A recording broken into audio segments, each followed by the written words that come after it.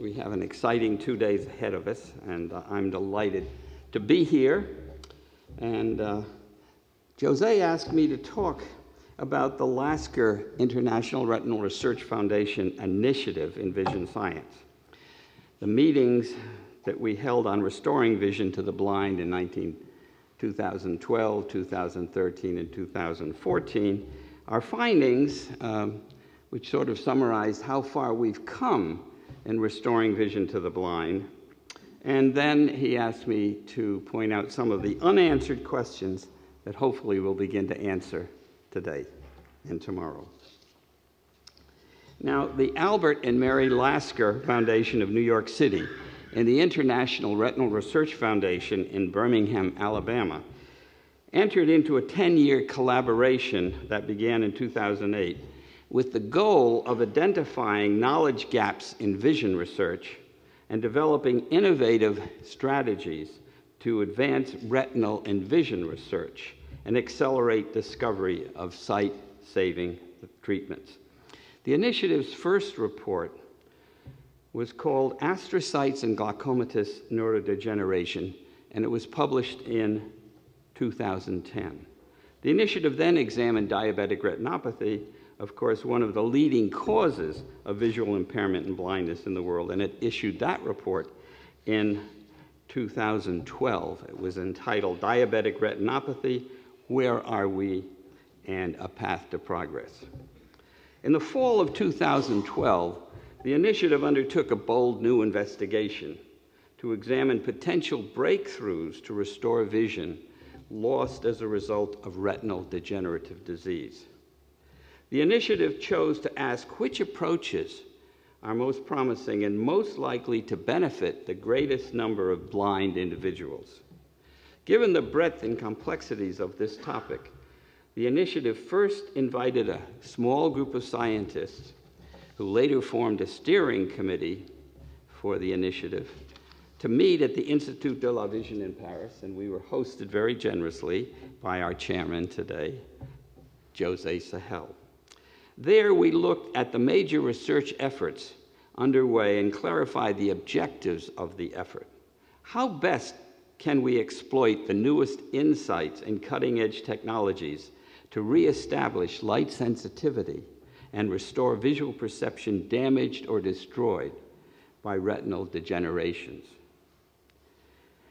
The steering committee that was then formed also identified key scientists to participate in the initiative. 2 workshops were subsequently held in Woods Hole, Massachusetts in the summer of 2013. And that was followed by a plenary session at the Howard Hughes Genelia Farm Center in March 2014. We published our report at the end of 2014. Here it is here. It was published not only in print form, but also in ARVO's open access electronic journal, Translational Visual Science and Technology, TVST. Now, the report is readily available from the TVST website, and I also brought a few copies along in case some of you, like me, like something to read with paper. Now, the notion that restoring vision to the blind is possible has long been thought to be fanciful. However, beginning back in the 60s, vision scientists began to investigate the possibility of restoring vision to the blind by activating neurons in the visual pathways beyond the eye, namely the visual cortex. And one of the pioneers here was Giles Brinsley from Cambridge, England. Now, those early experiments showed that it is possible to elicit visual sensations in blind humans by electrically stimulating neurons in the visual cortex. Now, the major cause of untreatable blindness throughout much of the world today is retinal degenerative disease, most often because of a loss of photoreceptor cells, but also, especially in glaucoma, as we all know, a loss of the retinal ganglion cells, whose axons, of course, form the optic nerve and carry the visual message from the eye to the rest of the brain. Now, because most retinal degenerations cause blindness by destroying the photoreceptors, Much emphasis in the quest to cure blindness has so far been to restore photoreceptor function in blind eyes, or to substitute for the loss of photoreceptor function.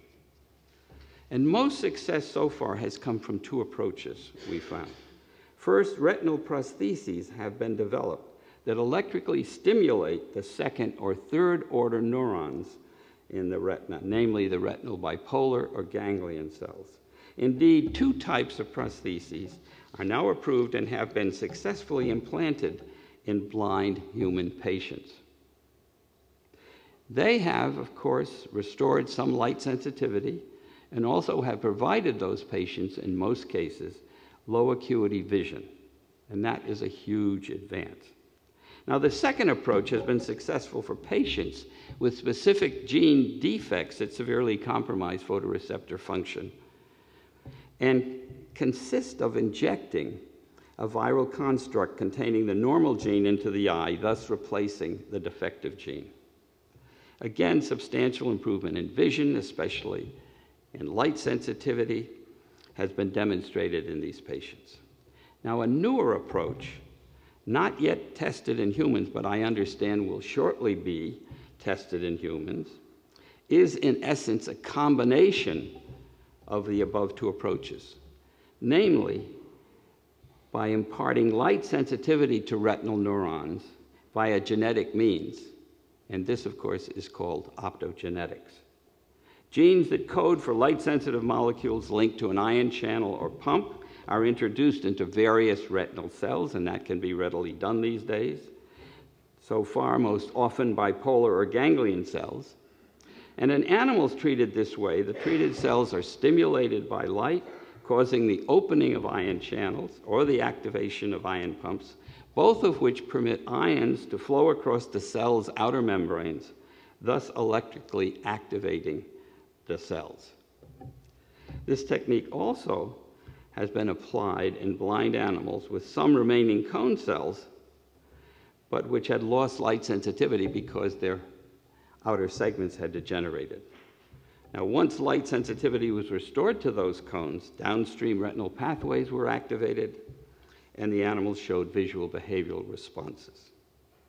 Now, another approach to replace damaged or destroyed photoreceptor cells is to transplant healthy photoreceptor cells into the eyes of blind animals. This strategy, unfortunately, has had limited success so far. The number of transplanted cells that survive and integrate into the retinal circuitry is quite limited.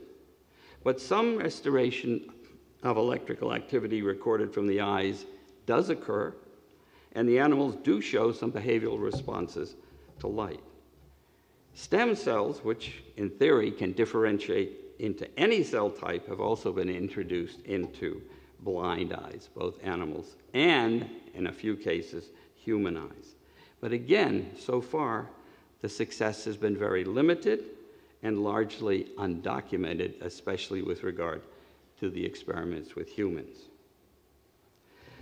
Investigators now, however, are inducing stem cells maintained in culture to differentiate into photoreceptor cells, and then are injecting such cells into eyes whose photoreceptor cells are degenerated. And this approach appears quite promising and may indeed, in the end, be more successful. Now, in addition to direct deleterious effects of a disease process or gene defect in the photoreceptor cells themselves, such defects can also occur in the associated retinal pigment epithelial cells, and this can cause photoreceptor death, as we all know. The photoreceptor cells and overlying pigment epithelial cells are in very close attachment, intimately connected, and of course they depend upon one another to function. The isomerization of vitamin A to generate the 11-cis retinal, which is needed to regenerate the visual pigment molecules after they've been exposed to light, occurs mainly in the pigment epithelium, as does the phagocytosis and digestion of spent outer segment material. And as we all know, the photoreceptors are turning over all the time. And finally, the recycling of lipids occurs in the pigment epithelium. Compromise of any of these retinal epithelial cell functions results in photoreceptor death in both animals and in humans. Now, the gene therapy to correct retinal pigment epithelial cell defects or transplantation into diseased retinas has been accomplished with promising results. Indeed, the first gene therapy treatment in humans was for the correcting of a gene in the retinal pigment epithelial cells. Retinal pigment epithelial cells grow readily in culture, and they're easily transplanted, relatively easily transplanted.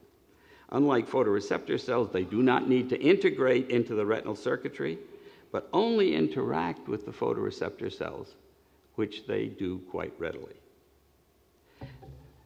Now, another approach stems from the fact that it has long been known that non-mammalian species such as amphibians and fish can regenerate retinal cells endogenously, but mammals, including humans, cannot.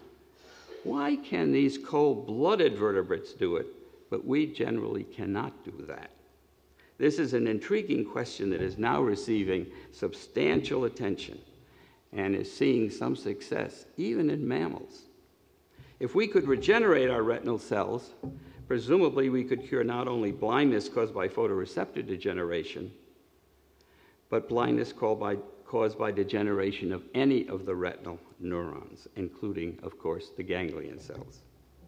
In fish, for example, new retinal neurons are formed throughout life, and the axons of the newly formed ganglion cells extend to the rest of the brain, and they make appropriate connections.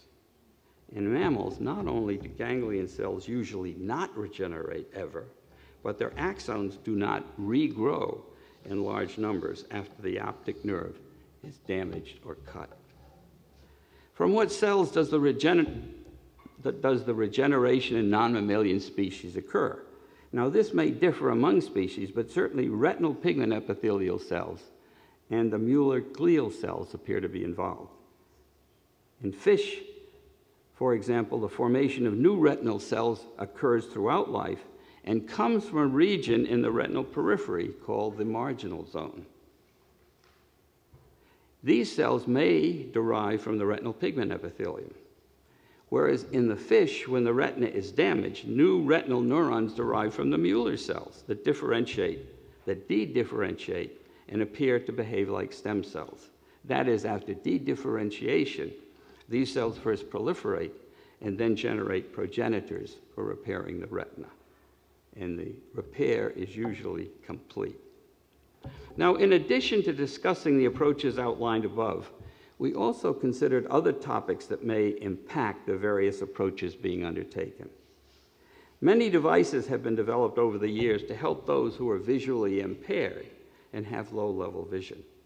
Can some of these devices be of use to those who have low vision restored as a result of implanted visual prostheses?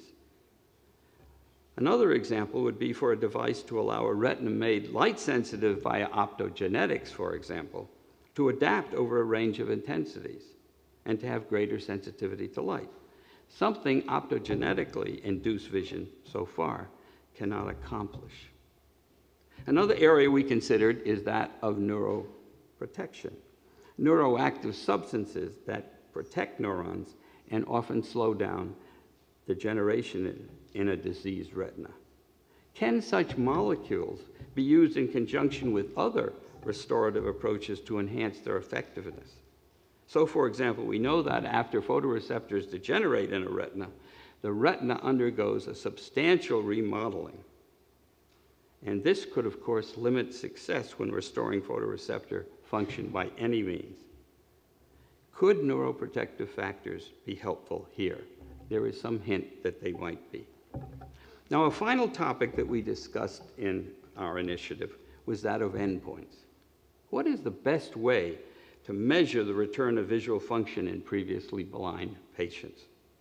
The gold standard, of course, to evaluate vision ordinarily is visual acuity. How many lines on an eye chart can a person read?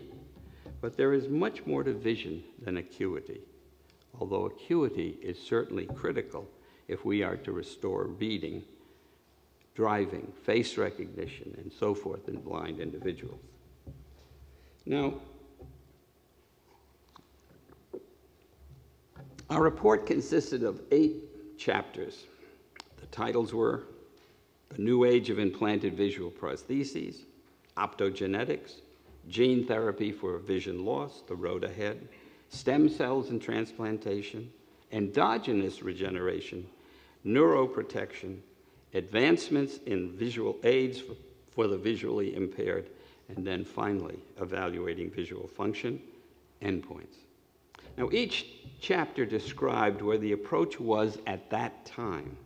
That was March 2014. And it also indicated what the major questions were that needed to be addressed. And we made some suggestions as to how to go about answering those questions. I suspect over the next 2 days, a number of these questions will be addressed and hopefully answered. Now, the first topic to be discussed today is one the Lasker Initiative spent almost no time on, reconnecting the eye and brain. But there has been considerable focus on this possibility in the past few years. So, for example, is it possible to transplant a whole adult human eye? The eye surgeons say that it's technically possible to do this, but the biggest obstacle at the moment is the regeneration of the optic nerve. Whereas we've known for many years that regeneration of axons in the central nervous system, including the optic nerve, can occur under the right conditions, the number of axons that regenerate is only a few % of the total number of axons. Which ganglion cells do they derive from? We don't know. And do regenerating axons make the correct connection centrally? Again, something that's not known. Another critical question is how many axons need to regenerate to provide substantial vision? Do we need all of them, or just a very small % of them? If cochlear implants provide a lesson, it might not be many that we need to restore substantial vision. These are critical questions to answer. And if the possibility of transplanting an adult human eye is ever to become a reality, or we learn how to endogenously regenerate ganglion cells. And another question with regard to transplanting whole eyes, is there enough healthy human eyes to transplant? So I look forward to a substantial discussion of these questions and many others that I'm sure we're going to hear about this morning. Now, the second topic we discussed today is optogenetics, which the Lasker IRF initiative did focus on. A number of questions were raised and only partially answered. Which cells to target? Ganglion cells, bipolar cells, or remnant cone photoreceptor cells? Each has its advantages and limitations.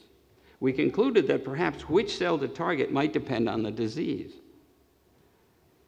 how far it has progressed, and so forth. And a related question is where in the retina should the target be? The central retina with its high acuity, or the peripheral retina, which presumably might be easier to deal with? Another issue we struggled with was which is the best animal model to use to begin to do those experiments: mouse, dog, pig, or primate? Again, each model has its advantages and disadvantages, and each has its limitations. What is the present thinking? Hopefully we will hear something about these issues today.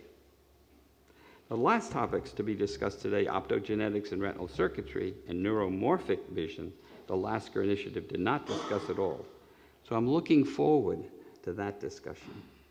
Tomorrow morning, we start by discussing prostheses, prosthetics, and how they might be improved. In 2014, the best visual acuities achieved were 2,500 to 20,000. Have we made progress there? Clearly, though, visual acuity is not the whole story, but vision that is useful in daily life is very important. And again, something that tends to be overlooked. The psychological benefit of providing some vision to the blind cannot be overlooked or overstated.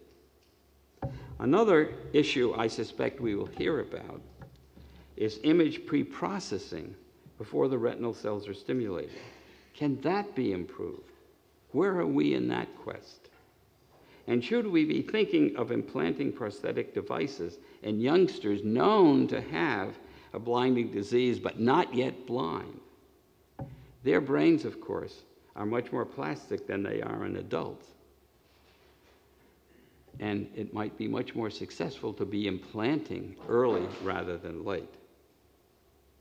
And perhaps a related question is whether implants are capable of slowing degeneration, for which there's some evidence that electrically stimulating neurons in a retina degenerating can slow down degeneration. Now, we also discussed tomorrow morning gene therapy, and we all know of the great success that has been achieved there. Where do we presently stand with regard to gene therapy? We will hopefully hear about that in the morning. Now, corrective genome editing therapy has also very much come to the fore, especially the CRISPR-Cas9 system, which we heard just a bit about during the Lasker initiative in 2014. It was just coming upon the scene then. Again, I look forward to hearing the latest on that approach to correcting retinal degenerative diseases. And finally, before the concluding lectures tomorrow, we will discuss systems pharmacology. And whereas, as I've already noted, in the Lasker initiative, we did consider neuroprotective substances and their targets, we did not discuss small molecule therapies for blinding disease. This obviously is an area of enormous potential and interest. And again, I think it will be an illuminating discussion. Now, we'll also hear tomorrow afternoon about the audacious goal initiative of the NEI from Paul Sieving, the NEI director. This initiative is focusing on optic nerve and photoreceptor regeneration, as well as ganglion cell replacement and the reconnection of neurons in the visual system. All critical issues if we are to develop therapies for blinding diseases and the restoration of vision. The areas of research we will discuss over the next 2 days, as well as many others underway to restore vision to the blind, are most impressive and certainly gives me confidence that restoring vision to the blind is a reasonable and realistic goal. Now, several participants of the Lasker initiative are here today and may wish to add to my comments or perhaps correct them. And that includes Jose, who's here, Eberhard, sitting somewhere, Ernst, I don't see Ernst, but it's going to be here, Botan, Jean, Serge, Dan, and Paul. They may help answer any questions you might have, letting me off the hook. Thank you very much for your attention.